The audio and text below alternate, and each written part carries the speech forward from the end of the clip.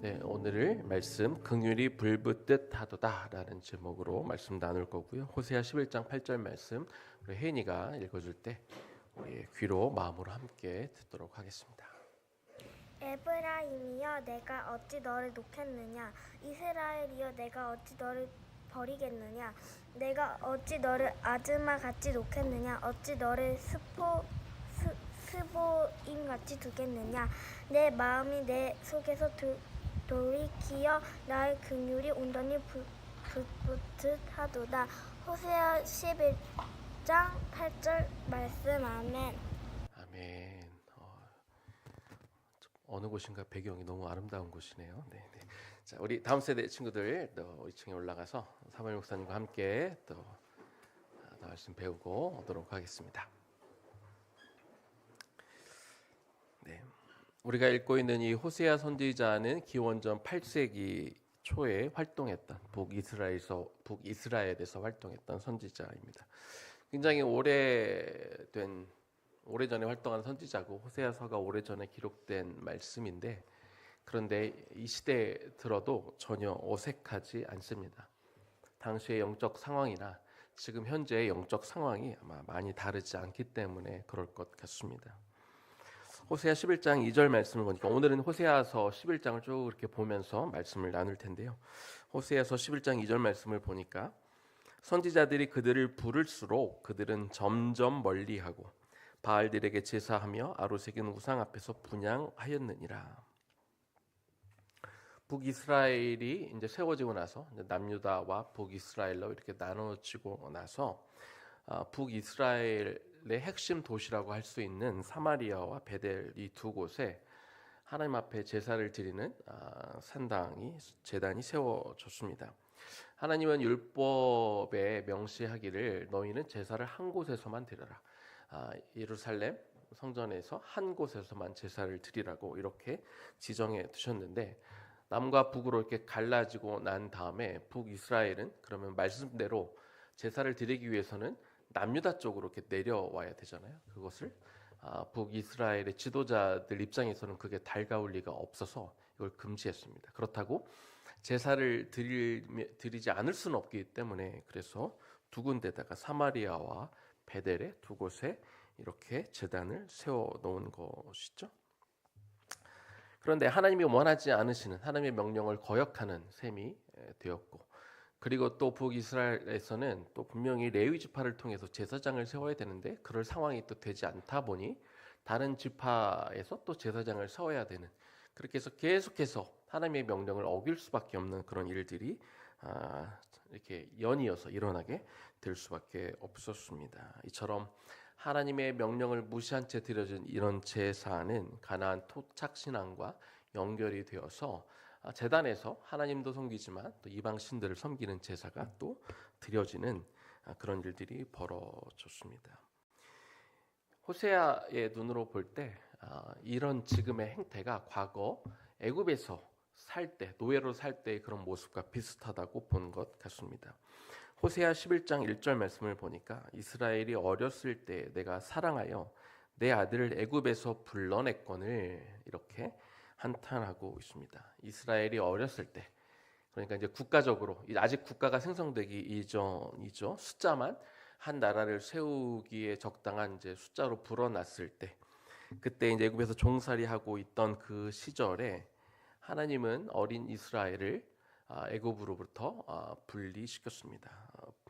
이스라엘 백성들은 아브라함, 이삭, 야곱 그리고 요셉의 후손들이긴 했지만 그 이후로 430년을 애굽에서 노예로 살고 있었는데, 아직 하나님 나라의 백성으로 혹은 하나님 나라가 아직 온전히 세워지지 않은 시기이고 그들을 이끌 만한 그런 리더가 세워지지 않은 매우 어린 단계에 놓여져 있었죠. 거기다가 리더마저 부재했던 그런 상황이었기 때문에 이스라엘 백성들은 이 애굽의 문화에 직접적인 영향을 받으며 그들이 살고 있었습니다. 한편으로 이스라엘 백성들에게 이 애굽이란 나라는 어떻게 보면 살만한 어떤 가치가 있는 뭐 메리트가 있는 그런 나라라고 할 수 있었습니다. 당시 세계 최대 강대국이다 보니까 정치, 경제, 문화 이 모든 것들의 중심지였습니다. 그들은 비록 노예로 살기는 했지만 애굽에 있는 그 나일강의 고센 땅에 살고 있었죠. 그 비옥한 그 땅에서 그들이 노예로 살면서 그들이 먹고 사는 데는 아무런 문제는 없었습니다. 거기다가 당시 최고의 어떤 문명을 누리며 살고 있었기 때문에 그들에게 있어 뭐 크게 이렇게 아쉽지 않은 어쩌면 그런 상황 가운데 그러면서 애굽의 문화에는 완전히 동조되어 있고 동화되어 있는 그런 상황에 놓여져 있었습니다. 그렇지만 하나님이 세우신 리더를 모세를 통해 그들이 출애굽했을 때 나름대로 어떤 기대감이 있었겠지만 실질적으로 그들이 보냈던 광야의 40년의 생활은 고난의 행군이었죠. 그들이 가지고 나왔던 애굽에서 가지고 나왔던 먹을거리, 마실거리가 다 떨어지게 되자 그들은 벌써부터 애굽으로 돌아가는 게 맞다 이렇게 주장하는 사람들이 생기기 시작했습니다. 사실 먹고 사는 문제만 생각하면 그들이 애굽을 떠날 이유는 전혀 없었던 것이죠. 어떤 분들은 혹시 이렇게 생각할지도 모르겠습니다. 그냥 애굽에서 있으면서 거기 땅에 살면서 하나님 믿으면서 살면 되는 거 아니야? 라고 생각할지도 모르겠습니다. 그러나 애굽이 어떤 곳입니까?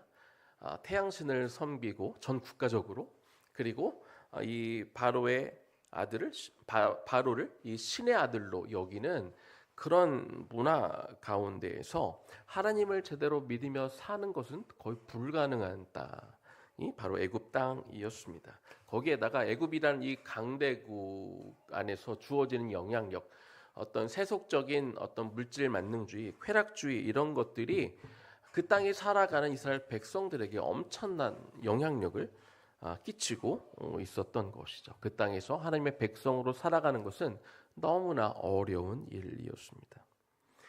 레위기 11장 45절입니다.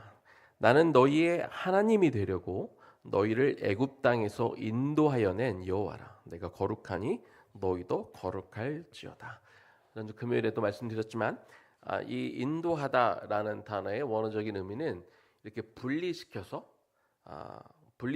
이렇게 데리고 나오다라는 그런 의미가 있습니다. 그래서 하나님은 이스라엘 백성의 거룩한 하나님이 되시기 위해서 그래서 그 음란한 땅, 그 물질주의로 가득 차 있는 땅, 쾌락주의로 가득 차 있어 그 영향을 받고 있는 이스라엘 백성들의 거룩한 하나님이 되시기 위해서 먼저는 그들을 애굽 땅에서 분리시켜야 했던 것이죠. 다시 호세아서로 돌아가 봅시다. 호세아 11장 3절입니다. 그러나 내가 에브라임에게 걸음을 가르치고 내 팔로 안았음에도 내가 그들을 고치는 줄을 그들은 알지 못하였도다.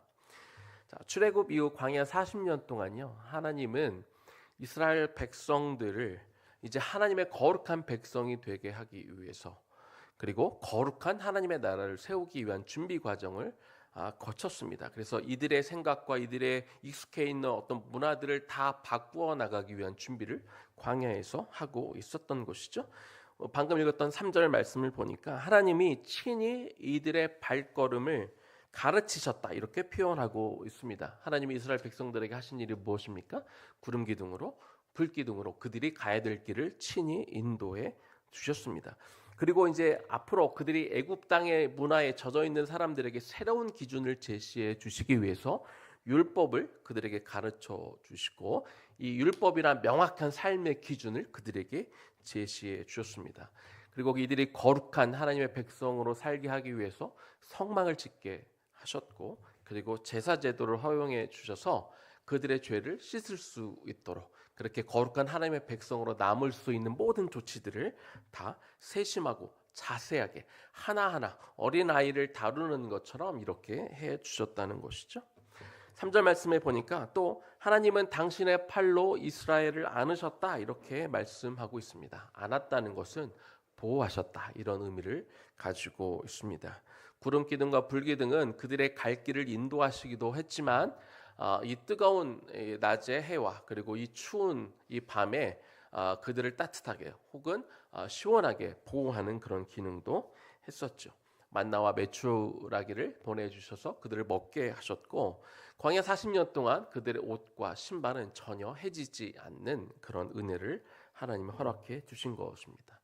하나님은 이처럼 세심하게 당신의 자녀들을 돌보시고 지키셨는데, 그러나 죄성을 가지고 태어난 이스라엘 백성들은 하나님의 이 세심한 은혜와 사랑을 깨닫지 못하고 있었다고 호세아서는 그렇게 기록하고 있는 것이죠. 이어서 4절 말씀입니다. 내가 사람의 줄 곧 사랑의 줄로 그들을 이끌었고 그들에게 대하여 그 목에서 멍에를 벗기는 자같이 되었으며 그들 앞에 먹을 것을 두었노라. 하나님은 이어서 이스라엘 백성들을 어떻게 이끄셨는지 말씀하시면서 내가 사람의 줄 곧 사랑의 줄로 그들을 이끄셨다, 이렇게 말씀하고 있습니다. 사람의 줄 또는 이 사랑의 줄로 이끄셨다는 말씀은요, 하나님이 친히 당신의 백성들 앞에 이렇게 나타나셔서 그들에게 직접 명령하고 그들에게 직접 뭘 하도록 하신 것이 아니라 사람을 이렇게 사용하셔서 모세와 같은 그런 지도자들을 사용하셔서 그들을 사랑으로 이끄셨다, 이렇게 말씀하시는 거죠. 우리가 잘 알다시피 그 하나님의 말씀을 계명을 받고 하나님이 임재했을 때 백성들이 하나님의 임재를 너무 두려워했지 않습니까? 하나님 보기도 두려워하고, 그래서 차라리 모세를 통해 우리에게 말씀하옵소서라고 이렇게 이스라엘 백성들이 부탁을 했는데, 이와 같이 하나님은 친히 너무 이렇게 직접 나섰을 때 백성들이 하나님의 임재를 감당하지 못하기 때문에 사람들을 사용하여 주셔서 그들을 이렇게 사랑의 줄로 묶어서 이렇게 그들을 이끄신 것을 볼 수 있습니다. 하나님은 이처럼 친히 그들의 발걸음을 이렇게 가르치고 팔로 안으시고 사람을 통해 사랑의 줄로 이들을 이끌어 가신 것이죠. 그런데 막상 이들이 가나안 땅, 이 젖과 꿀이 흐르는 가나안 땅에 들어가 보니까 이 광야에서의 삶과 가나안 땅에서 삶이 완전히 다른 것을 그들이 이제 보게 됩니다. 광야에서는 하나님의 인도하심에 따라만 그들이 움직여야 됐잖아요. 불기둥, 구름기둥이 움직일 때만 그들이 움직일 수 있었고, 먹는 것도 하나님이 허락하시는 만나와 메추라기만 먹을 수 있었습니다. 그런데 가나안에 들어가서 그 땅을 정복하고 나니까 갑자기 그들의 삶이 풍요로워졌습니다. 그러면서 그들의 긴장이 풀리게 되고 하나님만 의지하고 바라보던 그 시선이 이제 다른 곳을 향하기 시작하게 된 것이죠. 예전엔 그 예굽의 그 문화에, 그 풍습에 젖어 있던 이스라엘 백성들이 이번에는 가나안 땅의 문화에 젖어들기 시작합니다. 하나님은 이 가나안의 문화가 애굽의 문화와 다르지 않다는 것을 너무나 잘 아셨기 때문에 그 땅을 들어가면서 하나님이 뭘 명령하셨습니까? 그 땅의 모든 것들을 다 진멸하라 명령하셨습니다. 그런데 이스라엘 백성들은 순종하지 않았죠. 자신들의 편의를 위해서 일부 노예로 사람들을 남겨두기도 하고, 그리고 좀 힘든 지역에 살고 있던 가나안 백성 그 사람들은 두렵다는 이유로, 차마 저곳은 점령하기 어렵다는 이유로 정복하기를 포기하기도 했습니다. 이렇게 가나안을 진멸하는 것에 대한 순종하지 못했던 것이 이제 부메랑으로 그들에게 돌아오게 되는 것이죠. 기존의 가나안 문화와 더불어서 외부의 이방 문화들까지 이제 이스라엘 백성들에게 영향을 끼치기 시작하고, 그래서 이스라엘 백성들의 마음이 점점 하나님으로부터 멀어져 간 것이죠. 호세아 11장 7절 말씀입니다. 내 백성이 끝끝내 내게서 물러가나니 비록 그들을 불러 위에 계신 이에게로 돌아오라 할지라도 일어나는 자가 하나도 없도다.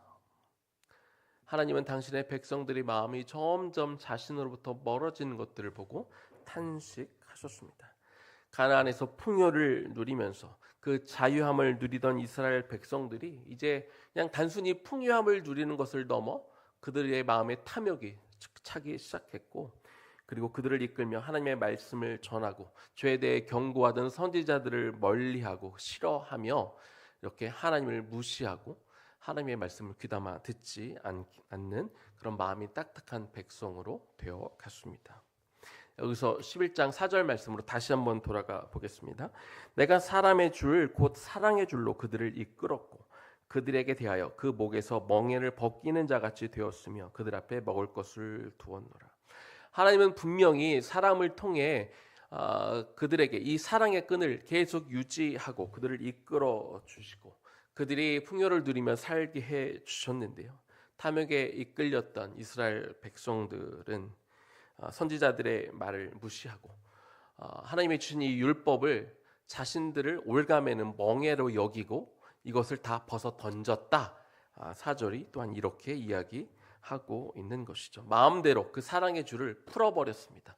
나를 간섭하지 마, 나를 귀찮게 하지 마, 나를 힘들게 하지 마. 그러고 이렇게 방종의 길로 그들이 들어선 것입니다. 이런 상황이 지속되면서 이제 그들의 선택, 그들이 하나님 앞에 돌아오지 않는 것은 비참한 결과를 이제 초래하게 됩니다. 호세아서 11장 5절과 6절 말씀입니다. 그들은 애굽 땅으로 되돌아가지 못하겠거늘 내게 돌아오기를 싫어하니 아수르 사람이 그 임금이 될 것이라. 칼이 그들의 성읍들을 치며 빗장을 깨트려 없이 하느니 이는 그들의 계책으로 말미암음이니라. 과거 이스라엘이 이제 세속적인 애굽을 떠나 하나님의 거룩한 백성이 되기 위해서 그들이 정착한 가나안 땅에서 어떻게든 이 거룩한 습관으로 바꾸고 그들이 이제 옛 습관을 버리고 새 사람을 입어 하나님 나라를 세워갔어야 했지만 그들은 이제 가나안의 문화라는 새로운 하나님의 옷이 아닌 이 거룩한 옷이 아닌 가나안이라는 새로운 옷을 입게 되었습니다. 그들은 이제 결과적으로 그 과거 그들이 버려야 했던 이 애굽 정신으로 되돌아간 것이죠. 이런 절망적인 상황, 바뀌지 않는 상황 가운데 하나님은 어쩔 수 없이 이스라엘을 향해 심판을 외칠 수밖에 없었습니다. 우리가 방금 읽었던 5절, 6절에서 하나님이 뭐라고 말씀하십니까? 이스라엘이 이제 아수르를 그들의 임금으로 섬기게 될 것이다. 그리고 아수르가 이제 이스라엘을 쳐들어와 그들의 성읍을 치고 그 빗장을 다 깨뜨릴 것이다. 이렇게 경고하고 있는 것이죠. 이런 절망적인 상황에서 하나님은 호세아 선지자를 통해 하나님의 마음이 얼마나 아프신지 절규하듯 외치고 계십니다. 호세아서 11장 8절 말씀입니다. 오늘 혜인이가 읽었던 본문 말씀이기도 하죠. 이 말씀은 그냥 이렇게 무의미하게 읽을 수가 없는 그런 말씀입니다. 에브라임이여 내가 어찌 너를 놓겠느냐. 이스라엘이여 내가 어찌 너를 버리겠느냐. 내가 어찌 너를 아드마같이 놓겠으며 어찌 너를 스보임같이 두겠느냐. 내 마음이 내 속에서 돌이키어 나의 긍휼이 온전히 불붙듯 하도다. 에브라임은 12지파의 중심이 되는 북이스라엘의 한 지파이죠. 그래서 북이스라엘은 곧 에브라임이라고 불려지기도 했습니다. 아무리 경고하고 아무리 선지자들을 동원하여 그들에게 외치고 경고해도 그들은 듣지 않았고 심판의 시간이 점점 다가오고 있었습니다. 이스라엘의 죄는 너무나 명확했고 그들의 죄악은 너무나 컸기 때문에 하나님은 그들을 심판하지 않을 수 없었던 것이죠. 그런데 어떤 분들은 이렇게 말할지도 모르겠습니다. 하나님이 정말로 이스라엘 백성들을 사랑한다면 그냥 계속 그 죄를 좀 눈 감아주면 안 됩니까? 그러나 명백한 잘못을 보고도 명백히 죄를 지은 것을 알고도 아무런 조치를 취하지 않는 것은 진정한 사랑이 아닙니다. 무엇이 죄인지 가르쳐 주기도 해야 하지만 그 죄에 대한 합당한 대가를 치르게 하는 것, 이것이 진짜 사랑입니다. 그에 대한 합당한 대가를 치르게 해야 비로소 이 죄가 얼마나 잘못된 것인지 알게 되고 그래서 죄를 멀리할 수 있게 되고 그래서 죄에서 떠나 다시 하나님 앞에 돌아올 수 있게 되는 것이죠. 그냥 무작정 다 용서해주고 다 용납해주고 아무런 조치를 취하지 않는 것은 오히려 그 자식을 망치는 길이 될 것입니다. 그래서 부모된 입장에서 오늘 어버이날인데요. 자녀들이 잘못했을 때 그에 대한 대가를 치르게 하는 것은 정말로 중요합니다. 또한 우리 자녀들은 많이 여기 없지만 우리 자녀들 입장에서도 부모님이 내가 잘못한 것에 대해 그냥 무조건 눈 감아주고 그냥 아무 일도 없었다는 듯이 그냥 지나쳐 가는 것, 그렇게 해줘야 부모님이 사랑하는 거라고 생각해서는 안 되는 것이죠. 부모님이 내가 잘못한 것에 대해 분명히 가르쳐주고 지적해주고 그리고 그에 대한 합당한 대가를 치르게 하는 것이 부모가 해야 되는 일이며 이것이 진짜 사랑하는 마음에서 오는 것이라는 것들을 우리 자녀들은 알아야 됩니다. 지금 아무런 대가 없이 그냥 이 죄를 우리가 지나쳐 버리게 되면 그 순간에는 좋을 것 같지만 이것이 반복되면 결국 우리는 악한 길로 들어갈 수밖에 없고 점점 더 의의 길로 돌아오는 게 어렵게 되기 때문에 그렇습니다. 그래서 죄에 대하여 심판을 해야 되고 거기에 대한 합당한 대가를 치러야 하는데 그런데 그렇게 그것이 마땅하기 때문에 부모로서 아버지로서 어머니로서 자녀의 잘못된 것들을 지적해주고 혼내고 때로 거기에 대한 대가를 치르게 해야 하는데 그런데 그것을 바라보는 그 아버지의 마음이 너무 아픈 것입니다. 심판을 더 이상 미룰 수 없어서 이제 때가 돼서 심판을 해야 되는데 그것을 바라보는 아버지 하나님의 마음이 너무 아팠던 것입니다. 그래서 하나님이 어떻게 표현하셨습니까? 오늘 말씀의 제목이죠. 그들을 향한 그 긍휼의 마음이 불붙듯이 일어나고 있다. 성경은 그렇게 하나님의 마음을 표현하고 있는 것이죠. 그래서 우리 자녀들이 알아야 돼요. 우리 부모님들이 우리 자녀들에게 이야기해 줄 때, 혹은 선생님들이 이야기해 줄 때, 혹은 목회자들이 이야기할 때, 그리고 죄에 대한 대가를 치러야 된다고 이야기할 때 그 속에 그냥 어떤 감정적으로 풀어버리고 있는 것이 아니라 정말로 그 자녀들을 향한, 학생들을 향한, 우리 다음 세대들을 향한 그 긍휼의 마음이 정말 불붙듯이 일어나고 있다는 것들을 우리 자녀들이 깨달을 수 있기를 축복합니다. 이사야서 41장 15절 16절입니다. 여인이 어찌 그 젖 먹는 자식을 잊겠으며 자기 태에서 난 아들을 긍휼히 여기지 않겠느냐. 그들은 혹시 잊을지라도 나는 너를 잊지 아니할 것이라. 내가 너를 내 손바닥에 새겼고 너의 성벽이 항상 내 앞에 있다. 하나님은 이사야 선지자를 통해서도 하나님이 당신의 백성들을 얼마나 긍휼히 여기시며 사랑하는지 말씀하고 있습니다. 세상에 어떤 엄마가 자기 뱃속으로 낳은 아들을, 딸을 잊을 수가 있겠습니까? 그런 일은 없겠죠. 그런데 설령 그런 일이 일어나 할지라도 부모가 자기 자식을 잊어버린다 할지라도 나는 절대로 나의 백성을 잊지 않겠다. 그렇게 말씀하고 있습니다. 그리고 너희들 각자의 이름을 나의 손바닥에 다 새겼다. 무슨 뜻입니까? 절대로 내가 너희들을 잊을 수 없다. 그 얘기를 강조하고 있는 것이죠. 이처럼 하나님은 자신의 택한 백성들을 향해 정말 긍휼이 크시고 그 사랑을 주체하지 못할 만큼 우리를 그렇게 깊이 사랑하고 있다는 것 우리가 모두가 깨닫기를 소망합니다. 말씀을 마무리하겠습니다. 우리는 이스라엘이 역사적으로 어떤 일들을 겪게 됐는지 이미 다 알고 있습니다. 북이스라엘은 아수르에, 남유다는 바빌론에 의해 각각 멸망을 당했고 백성들은 다 흩어졌습니다. 하나님이 그 백성을 향한 사랑과 긍휼이 아무리 커도 그 백성들이 그 경고에 대해 그들이 듣지 않고 그들이 돌이키지를 않으면 심판은 피할 수가 없습니다. 호세아 11장 10절과 11절입니다.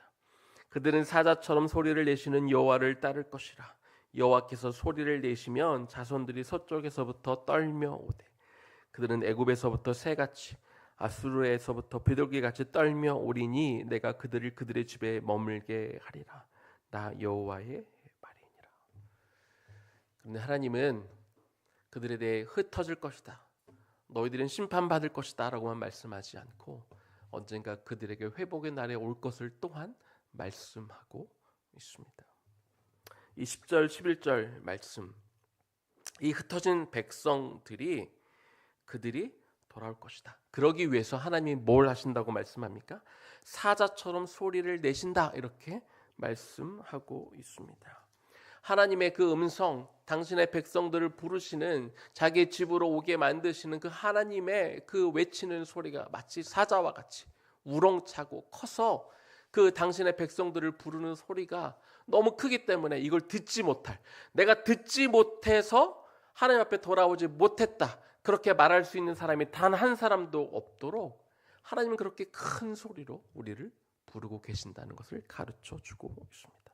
그리고 하나님께 돌아오는 자들을 비둘기에 비유하고 계시죠. 이것은 비둘기는 새들 중에 귀소 본능이 가장 큰 새라고 합니다. 그래서 때가 되면 꼭 자기가 있던 원래 집으로 돌아오기를 원하는데, 그래서 하나님은 당신의 백성들이 원래 있던 그 자리, 아버지와 함께하고 있던 그 자리로 이렇게 간절히 부르고 있다는 그 사실을 우리에게 알려주고 있는 것이죠. 특별히 성경은 집으로 그들이 돌아올 것이다 라고 말씀하고 있는데, 1차적으로 그 백성들이, 흩어졌던 백성들이 가나안 땅으로 올 것이다. 그리고 궁극적으로는 이 시대, 신약시대를 살아가는 하나님의 백성들이 죄를 지었지만 그러나 예수 그리스도 십자가 사건을 믿고 그분을 나의 구세주로 받아들이는 그 자들이 아버지의 집으로, 영원한 하나님 나라로 돌아올 것이다. 이렇게 희망의 메시지도 또한 우리에게 전하고 있는 것이죠. 그러면 오늘 이 호세아서를 묵상하고 있는 우리가 할 일은 무엇입니까?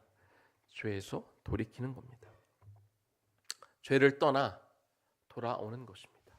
그리고 날마다 우리를 유혹하고 있는 죄와 열심히 싸우는 것, 이것이 우리가 할 일이죠.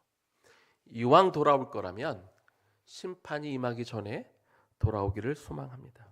우리가 어떤 대가를 치루어야 하기 전에 하나님이 여전히 불붙는 그 심령으로, 그 궁일한 마음으로 우리를 바라보실 때, 그 마음으로 사자와 같이 외치실 때 우리가 그때 듣고 돌아오기를 소망합니다.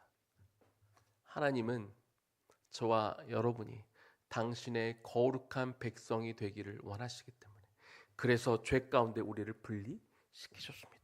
예수 그리스도의 십자가 사건으로 우리를 죄에서 분리시키셨죠. 우리가 할 일은 무엇입니까? 이제 거룩한 하나님의 백성이 되어 이 땅을 거룩한 하나님의 나라로 만들어가는 것. 이제 죄와 싸워 이겨내며, 죄를 싫어하며, 죄를 미워하며, 죄에서부터 돌이켜 아버지 하나님 앞에 나와 하나님의 거룩한 백성이 되어 이 땅을 하나님의 거룩한 나라로 세워가는데 그렇게 앞장서며 나아갈 수 있는 하나님의 백성들이 되시기를 주님의 이름으로 간절히 축원합니다. 우리 외나무 교회 와서 이 찬양 처음 불러보는 것 같습니다. 주를 향한 나의 사랑을. 우리가 어버이날인데요, 우리가 자녀들로부터, 우리가 어버이긴 하지만 또 하나님 앞에서는 우리가 자녀이잖아요. 하나님의 그 신실하신 사랑, 그 긍휼이 불붙듯 일어나는 그 아버지의 사랑을 우리가 받고 있는데, 오늘 그 아버지 되신 그 주님께 우리의 사랑을 또한 고백하는 시간이 되면 좋겠습니다. 그 사랑을 주님 앞에 고백합시다. 주를 향한 나의 사랑을, 주를 향한 나의 사랑을 주께 고백하게 하소서. 아름다운 주의 그늘 아래 살며 주를 보게 하소서. 주님의 말씀 선포될 때에 땅과 하늘 진동하리니 나의 사랑 고백하리라. 나의 구주 나의 친구. 부드러운 주의 속삭임 나의 이름을 부르시네. 주의 능력 주의 영광을 보이사 성령을 부으소서.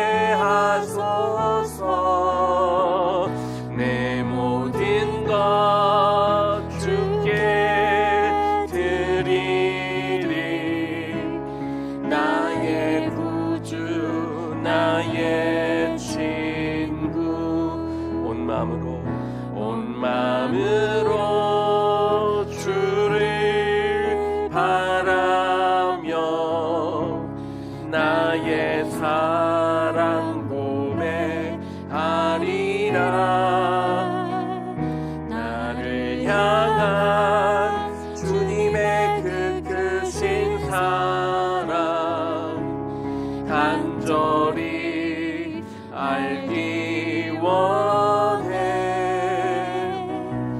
주의 은혜로 용서하시고 나를 자녀 삼아 주셨네. 나의 사랑 고백하리라.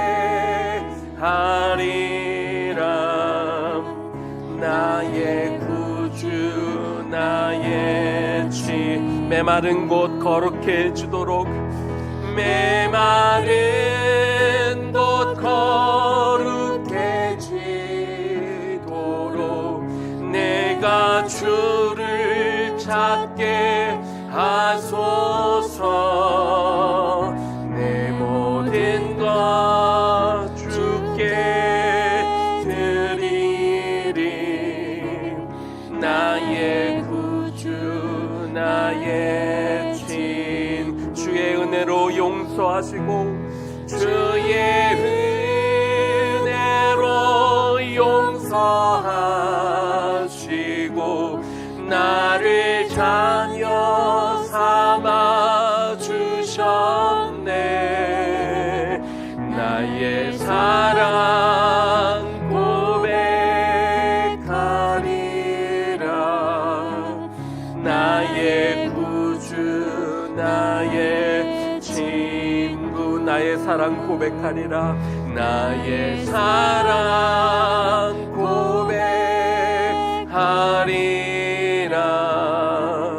나의 구주 나의 친구. 우리 주님 앞에 우리가 여전히 우리가 하나님 앞에 짓고 있는 죄, 여전히 하나님 앞에 나아오는데 방해가 되는 그 잘못된 습관들을 주 앞에 내어놓고 시간 기도하기를 원합니다. 그리고 기도하면서 나의 죄를 고백하는 것도 중요하지만 우리를 향해 불붙듯 갖고 계시는 아버지 하나님의 긍휼한, 우리를 향한 그 긍휼한 마음과 우리를 사랑하는 마음이 여러분들의 심령 안에 그대로 전달이 되면 좋겠습니다. 그 마음을 아는 시간이 되면 좋겠습니다. 그 마음을 깨닫는 시간이 되면 좋겠습니다. 그 마음으로 우리의 죄된 심령이 채워지는 시간이 되었으면 좋겠습니다. 하나님, 나에게 그 마음을 알게 하여 주옵소서. 아버지 하나님의 그 불붙는 사랑을 하나님 내가 오늘 알게 하여 주옵소서. 하나님, 그 긍휼하심과 그 큰 사랑을 내가 받고 있는 자임을 하나님 알게 하여 주소서. 하나님, 내 온 마음과 영이 주께 돌아서고자 하는 그 마음을 주옵소서. 억지로 하는 마음이 아니라 정말로 내 마음이 통해서 하나님의 그 크신 사랑에 내가 압도되어서 하나님 내 영이 주께 돌아서기를 원하오니 주여, 오늘 이 시간 내 마음 가운데 오셔서 내 마음에 좌정하여 주시고 내 영이 당신의 영과 만나는 시간이 되기를 원하오니 주여 도와주옵소서. 그런 마음으로 기도하겠습니다. 하나님, 이 시간 기도합니다. 하나님의 그 큰 사랑이 우리를 향해 불붙듯 일어나 있는 그 아버지의 마음이 우리 안에 전달되어지는 시간이 되기를 원합니다. 아버지여, 우리 안에서 우리를 향해 하나님 부르짖는 그 아버지의 그 사랑으로 부르짖는 우리의 이름, 하나님 우리를 향한 그 마음이 우리의 영으로 느껴지는 시간이 되기를 소망합니다. 하나님이여, 그 아버지의 사랑을 다시 한번 받는 시간이 되게 하여 주옵소서. 왠지 모르게 메말라 있는 우리 심령과 마음 가운데 아버지의 그 우리의 이름을 부르는 소리를 외면해 왔던 우리의 마음이 무너지게 하여 주시고, 하나님 무언가 자꾸 하나님 앞에 벽을 세워왔던, 담을 쌓아왔던 그것들이 하나님 온전히 무너지는 시간이 되게 하여 주시옵시고, 사랑하는 내 딸이라 불러주시는 아버지의 심령과 그 마음이 우리의 귀에 들려지는 시간이 되기를 원합니다. 우리의 영혼으로 아버지 하나님의 그 사랑한다고 부르는 그 아버지의 마음이 우리의 심령 가운데 느껴지는 시간이 되기를 소망합니다. 아버지여, 그 당신의 불붙는 사랑 앞에 우리를 향한 그 궁일한 마음 앞에 우리가 엎드려 아버지 하나님 엎드리는 시간이 되게 하여 주옵시고 당신을 향한 온전한 그 사랑의 마음을 내어드리는 이 시간이 되기를 소망하며 기도합니다. 아버지, 우리의 마음, 하나님의 마음과 우리의 마음이 연결되는 시간이 되기를 원하고 하나님의 영과 우리의 영이 이렇게 연결되어지는 시간이 되기를 소원하며 아버지 앞에 기도하오니 아버지, 그 영으로 당신의 그 사랑의 고백과 그 공연하신 마음에 우리 마음을 덮을 수 있기를 원하며 기도하오니 주여 도우시옵소서. 그 사랑을 충만하게 받는 시간이 되게 하여 주옵소서. 아버지, 그 충만하신 그 사랑이 물이 받아 덮은 같이 우리를 온전히 덮는 이 시간이 되어지기를 원하며 아버지 앞에 간구합니다. 하나님, 우리의 심령에 아버지 그 사랑이 거부할 수 없는 그 사랑이 우리 안에 들어오게 하여 주옵소서. 하나님, 또한 우리의 자녀들이, 우리의 다음 세대들이 그 아버지의 사랑을 배우게 하여 주옵소서. 그 아버지의 사랑을 그들의 영으로 알게 하여 주옵소서. 그 사랑이 얼마나 큰지 우리가 느끼게 하여 주옵소서. 하나님, 또한 우리 부모로서 아버지, 우리가 그들을 사랑함을 통하여 하나님, 우리의 그 사랑이 아버지의 사랑임을 간접적으로 느낄 수 있도록 그렇게 이 아이들을 사랑하며 그 아이들에게 긍휼을 베풀게 하여 주옵소서. 때로 어쩔 수 없이 이들을 사랑하기에 매를 들기도 하고 혼내기도 하는 그러나 그 심령 가운데 주여 아버지 하나님의 긍휼의 마음과 사랑의 마음이 우리 자녀들이 느껴지게 하여 주옵소서. 뭐를 받는 것이 때로 그에 대한 대가를 받는 것이 이것이 하나님 단순히 어려운 시간들이 아니라 하나님 우리를 향한 그 사랑을 느낄 수 있기를 원합니다. 그래서 아버지 하나님, 우리 시간 기도하오니 우리와 우리 자녀들의 관계도 회복되어질 수 있도록 도와주옵소서. 우리의 외침과 그들을 향해 하나님 우리들이 간구하는 모든 것들을 우리의 자녀들이 사랑으로 받을 수 있기를 원하고 하나님, 그들을 향한 우리의 사랑을 통하여 아버지 하나님의 사랑을 보게 하여 주시고 경험할 수 있도록 주여 도와주옵소서. 메마른 곳 거룩해지도록, 메마른 곳 거룩해지도록 내가 주를 찾게 하소서. 메마른 곳 거룩해지도록, 메마른 곳 거룩해지도록 내가 주를 찾게 하소. 메마른 곳 거룩해질 때까지, 메마른 곳 거룩해지도록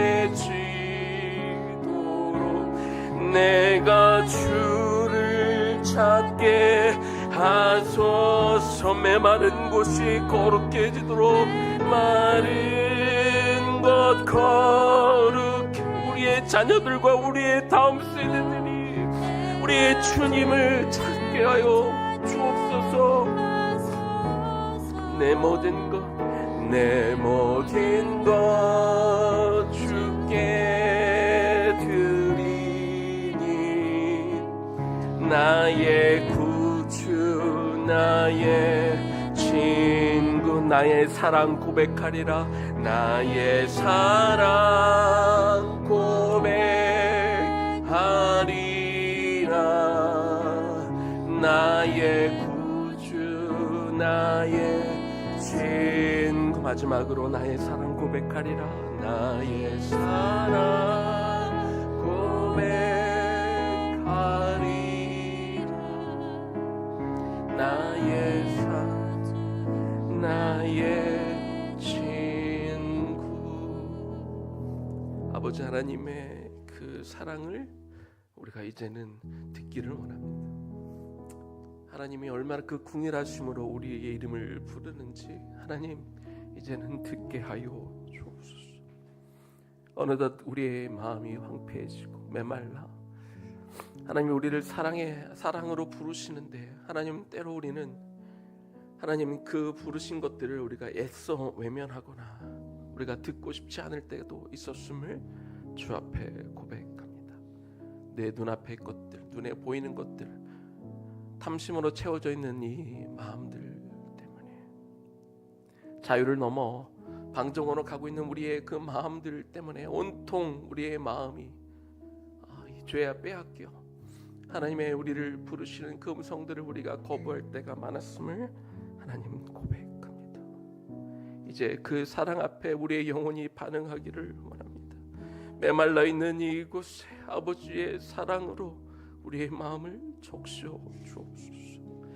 이제는 하나님의 말씀이 우리 안에 심겨지게 하여 주옵소서.